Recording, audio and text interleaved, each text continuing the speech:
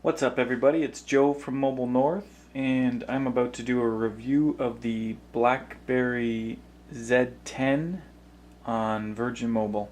So let's get started. First off, I'd like to thank Virgin Mobile for this opportunity.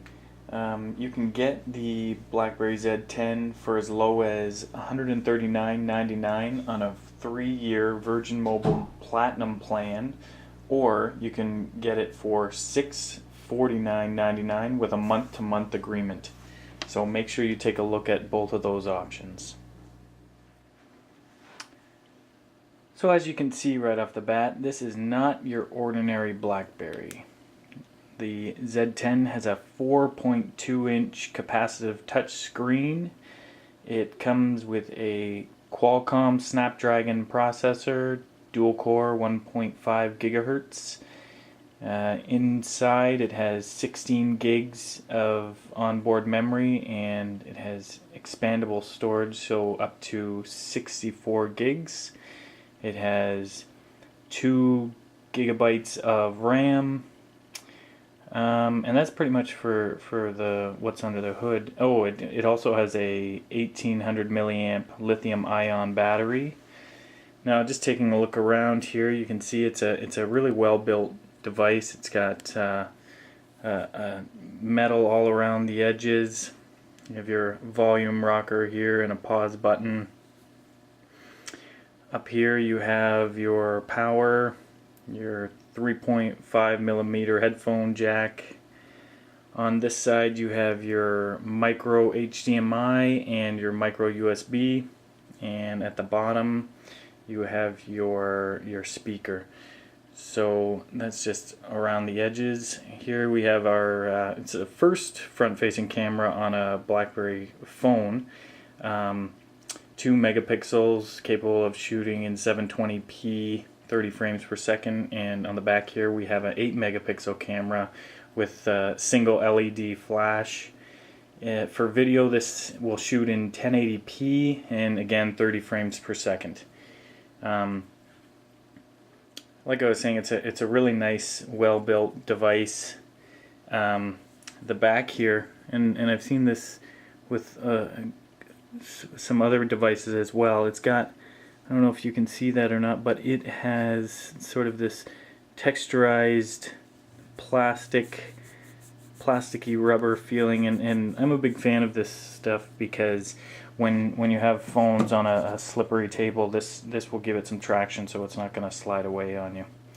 So there you have it for the hardware. Let's take a look at the software.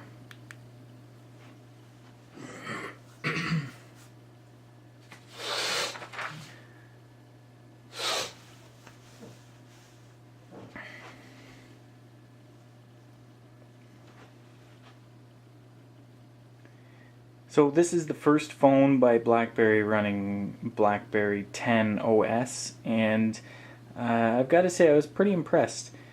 They have tiles here, just like a lot of other devices, a lot of different OSs. Something that BlackBerry's done differently is they have live tiles. So another thing about this is that it's there's a lot of gestured swipes just to get in and out of programs. So there you have it. I just went into BlackBerry World, and quickly to get out you swipe from BlackBerry, the BlackBerry logo here, and go out, and then it turns it what they call a live tile. So basically it's just switching your app tray to what they call a live tile. So I like that feature because you don't have to push a home button to find out what apps you have open, or you don't have to double tap your home button to find out what apps are open. It's just automatically there. So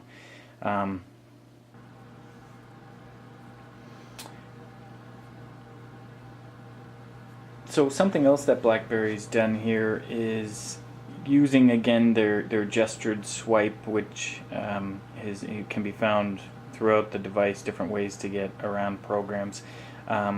Is they've made it so that you can get to your what they call the hub from anywhere, any program, any app that you're in. You can get there by simply putting your thumb by the BlackBerry logo here, swiping up and over to the side, and it will take you to your different notifications. So this is how they've broken it down. They have the hub, which is basically any different email address, any different social media account that you have, all sort of in one spot, hence the name hub. So but then you can go over here and you can look at different options. So I have my Google Talk calls, Google Talk, Twitter, Facebook, my different email accounts, text messages.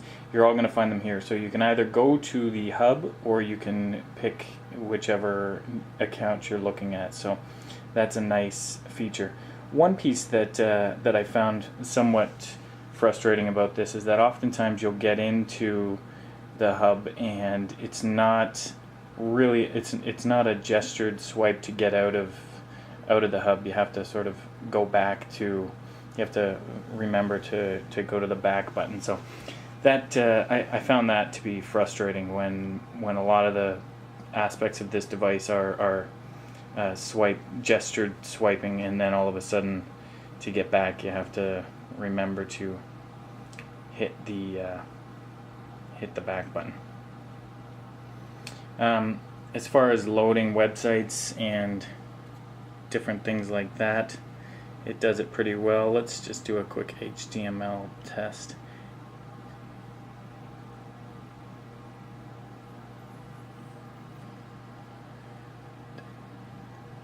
Okay.